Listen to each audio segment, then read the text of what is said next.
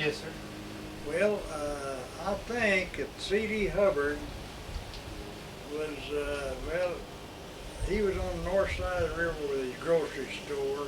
Well, it was C.D. Hubbard and a couple other stores over there. I think of the names. I know them well, but as I say, the older I get, the more absent-minded I get. But Ed Zellner had a store over there, and so Mr. Hubbard was on the north side, and then that was way back in the late 90s or early 1900s. Now, would this be when they still called it Appalachia? That was, at that time, it was Indian Territory. Indian Territory. Right, Appalachia is on, well, I guess that would be Appalachia there too, yes. But see, I was born in Indian Territory. I wasn't born in Oklahoma. I was born in North Keystone. But anyhow, Mr. Hubbard decided to move, I think after the trains came through, he decided to move from the north side to the south side. So he had a rock building. He tore that rock building down and moved it from the north, and he had to move it on a ferry boat. That time we didn't have a bridge. I'm sure he moved it across on a ferry boat. If they moved on a bridge or something, I know we did have one time had a bridge, but it washed out and it had to be replaced. But I think at that time, ferry boat was the best bet. So this was before even the first bridge? Oh, I believe it was. Now, I could be wrong. It might have been a bridge there, but I wouldn't swear to that. But anyhow, he moved from the north side to the south side. And Mr. Zellner stayed in the hardware business on the north side, and he finally sold out and went to Muskogee. He went to coal business. But I was trying to think what happened to one of the bridge. The first bridge we had in Keystone, of course, way back there we had a lot of oil up above, and they had a big pipeline break, and the oil caught on fire, and it burnt the south side of the pier, on South Pier, out. It had to be replaced. So then they did have to cross the river in a ferry boat till that was repaired. So this incident here, the whole bridge wasn't destroyed then? Not the whole bridge, just one pier. Oh, so, but this is Just prior to the south side of the pier. In other words, but of course it took a long time to replace it. All that stuff had to be tore out and put back in. And let's see, now in other words, then after that, Mr. Hubbard moved over there. Well, we had 2 cotton gins at one time. And the drugstore was run by Daddy Jones, if I'm not badly mistaken, or Dr. Woodard one. I don't remember whether Dr. Woodard bought the drugstore off of Daddy Jones or not, but eventually Daddy Jones's son-in-law, George Queel, bought the drugstore, and he ran that drugstore for years and years till the government run us out in 1962, and he moved the drugstore out on the Coyote Trail, which is the building's still there. Of course, Mr. Queel's been dead for several years, but the building is still out there. And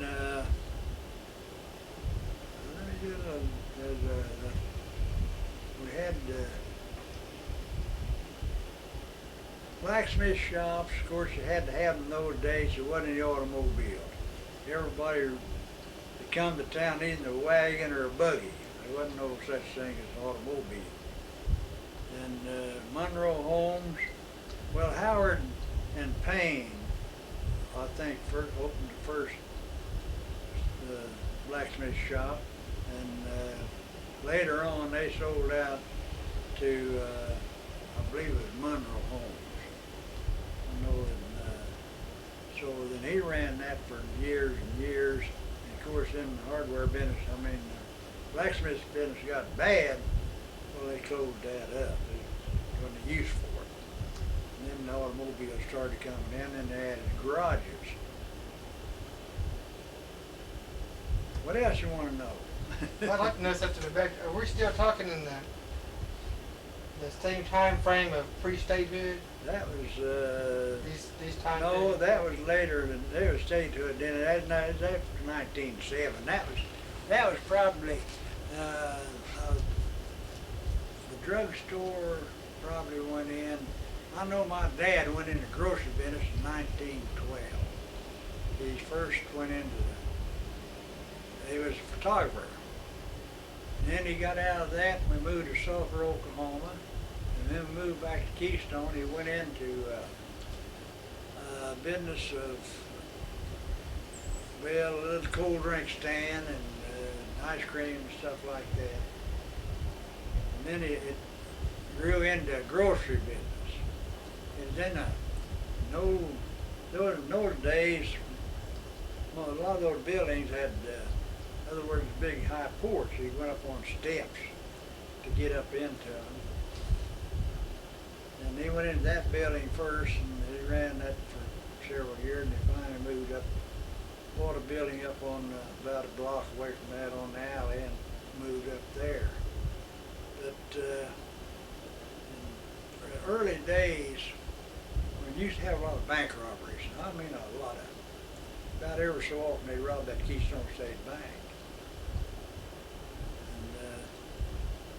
And one time they made Arthur, who was a cashier at the bank, they made him carry this money. They came up there foot now.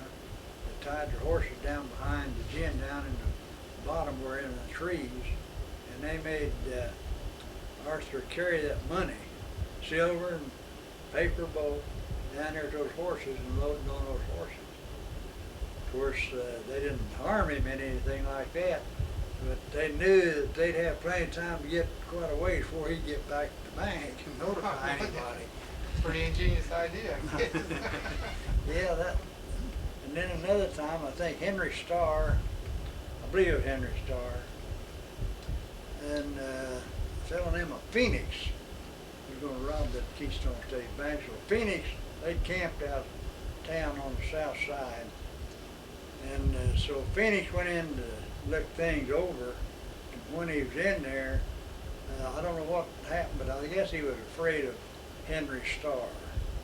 Because he came in and notified the law that the bank was going to be robbed the next day at a certain time. So naturally they placed people on a building on top, across the street from it, and on the Hubbard store.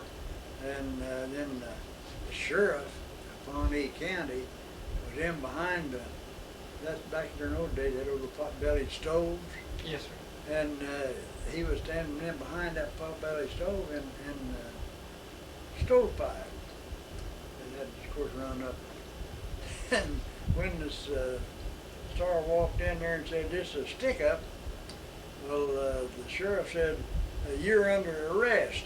And when he did, well, the Star shot a hole right straight through that. If he hadn't ducked down, he'd have hit him right straight square in the head, got shot right through that stovepipe.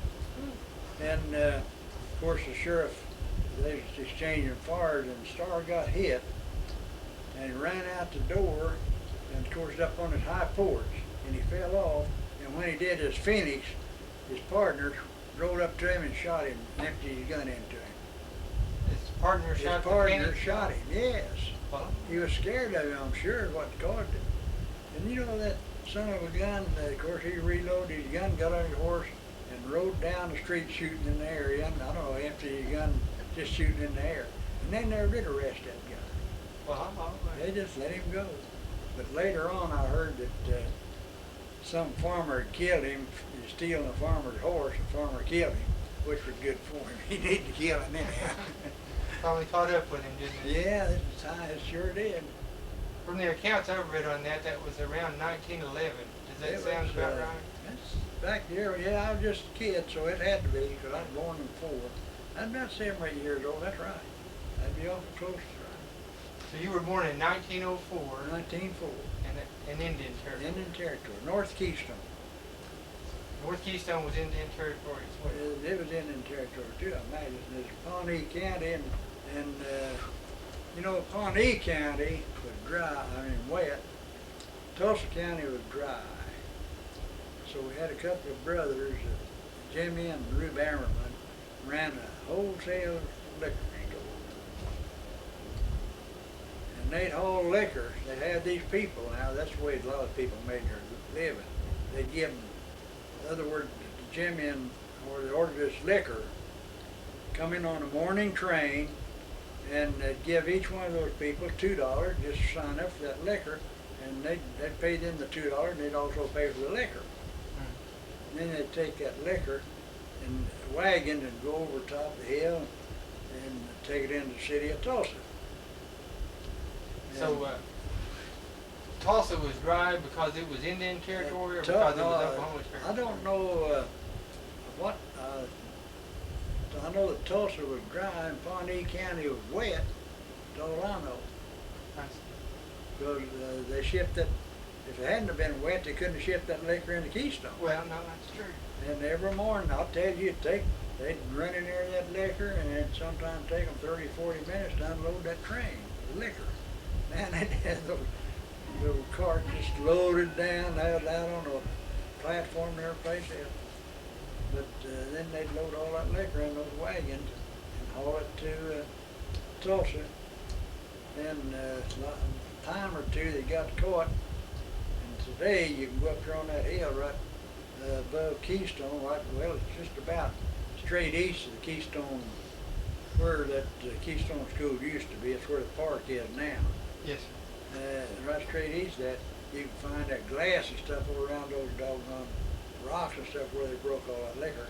Well, I know several of the boys there. My brother was quite a bit older than I was.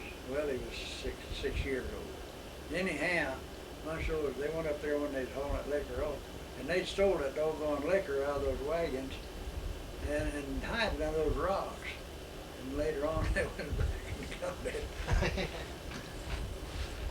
You mentioned you were born in 1904. Would you give us your father and mother's name?